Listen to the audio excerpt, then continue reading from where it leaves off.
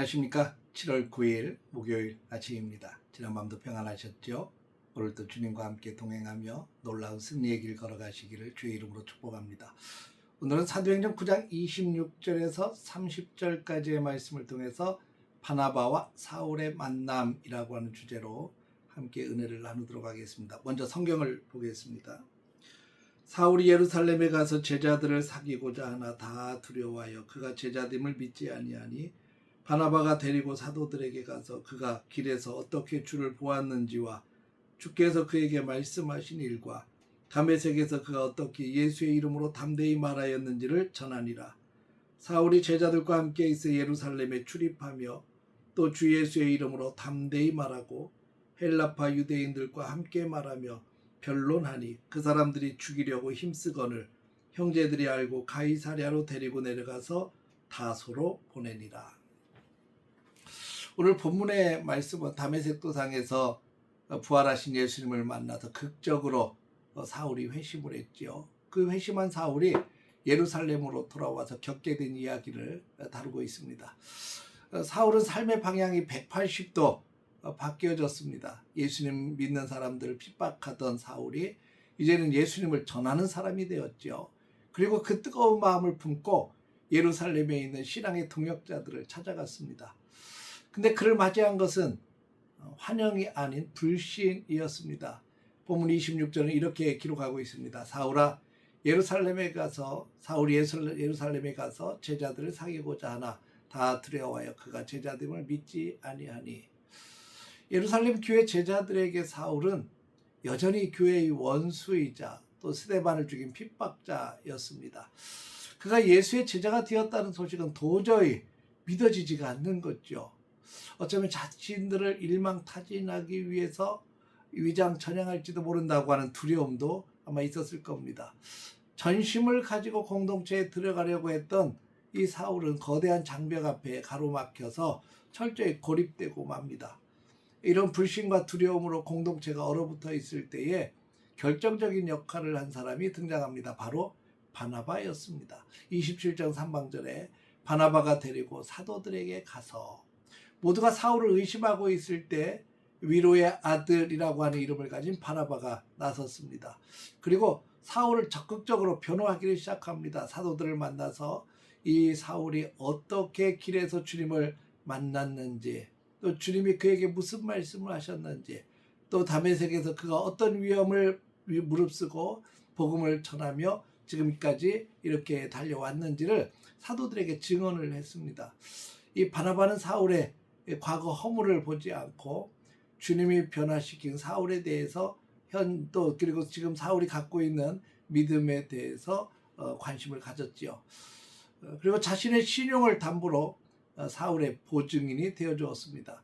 이 바나바라고 하는 중보자가 있었기 때문에 사울은 비로소 이 불신의 장벽을 뛰어넘을 수 있었고 예루살렘 교회 공동체 안으로 받아들여지게 됩니다. 28절의 말씀처럼 사울은 마침내 제자들과 함께 예루살렘을 자유롭게 출입하면서 교회의 일원이 될 수 있었습니다. 교회의 인정을 받은 사울은 예루살렘에서도 머뭇거리지 않고 예수의 이름을 담대히 선포했습니다. 특히 예전에 스데반 집사와 논쟁했던 그 헬라파 유대인들을 찾아가서 복음을 변론합니다. 그러자 이번에는 사울을 배신자로 규정한 유대인들이 이제 사울을 죽이려고 하는 음모를 꾸미기 시작하죠. 예루살렘 교회에 다시 한번 또 위기가 찾아오게 된 겁니다. 30절을 보면 형제들이 알고 가이사랴로 데리고 내려가서 다소로 보내니라. 처음에는 사울을 두려워했고 의심했던 교회가 이제는 사울을 형제라고 부르면서 목숨을 다해서 보호해 주기를 시작합니다.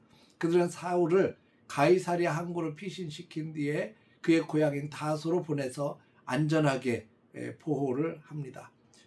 사울의 생명도 보호하고 또 교회의 평안을 지키기 위한 공동체의 지혜로운 결정이었습니다. 이로 인해서 사울은 고향 다소에서 약 10여 년이라고 하는 긴 시간 동안 침묵하며 하나님의 때를 기다리는 철저한 영적 훈련을 받게 됩니다.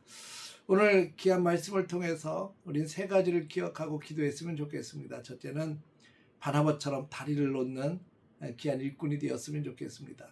세상의 선입견이나 아니면 과거의 허물로 인해서 사람을 판단하지 않고 하나님의 눈으로 이웃을 보고 또 연약한 자들의 손을 잘 이끌어서 하나님께로 이끄는 위로자가 되었으면 좋겠습니다.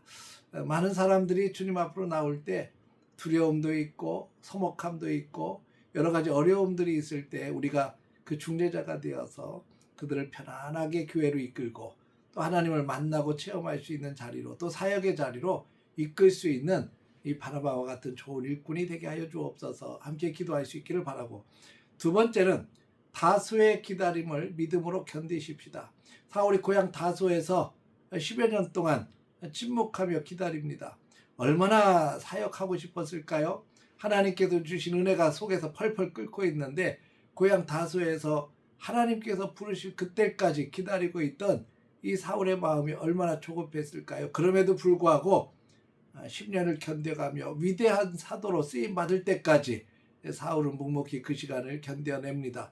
그리고 긴 시달림 속의 끝에서 결국 이 바나바와 함께 안디옥 교회에 사역의 장이 열려지게 됩니다. 기다림의 시간 속에서도 하나님의 일하심을 믿고 신뢰하며 묵묵히 기다리는 것, 우리에게도 마찬가지죠. 응답의 때, 또 하나님께서 역사하시는 때를 우리도 묵묵히 믿음을 가지고 기다려갈 수 있기를 주의 이름으로 축복합니다. 세 번째는 서로를 지켜주는 진정한 형제 자매로서의 공동체가 되었으면 좋겠습니다. 예루살렘 교회가 사울을 위험에서 건져냈듯이 우리 교회 안에서 어려움을 겪고 있고 문제가 생기고 힘들 때 우리가 서로를 지탱해주고 위로해주고 격려해주고 함께 주님을 바라보며 나아갈 수 있도록 기도해주는 기도의 울타리, 또 말씀의 울타리, 소망의 울타리가 함께 되어지기를 바랍니다. 오늘 귀한 하루도 하나님이 우리에게 허락하셨는데 사울을 지켜주고 세워준 바나바처럼 오늘도 서로를 세워가며 주님의 은혜 속에서 힘있게 달려가는, 은혜 속에서 승리하는 저와 여러분들 되시기를 주의 이름으로 축원합니다.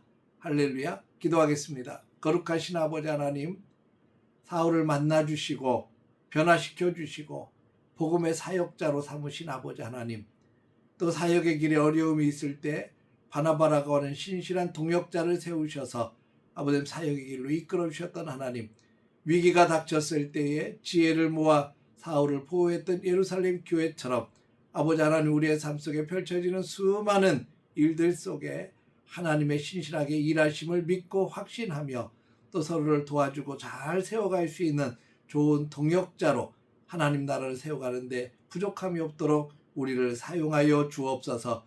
오늘도 주님의 은혜 속에서 승리하게 하여 주옵소서. 예수님의 이름으로 기도했습니다. 아멘.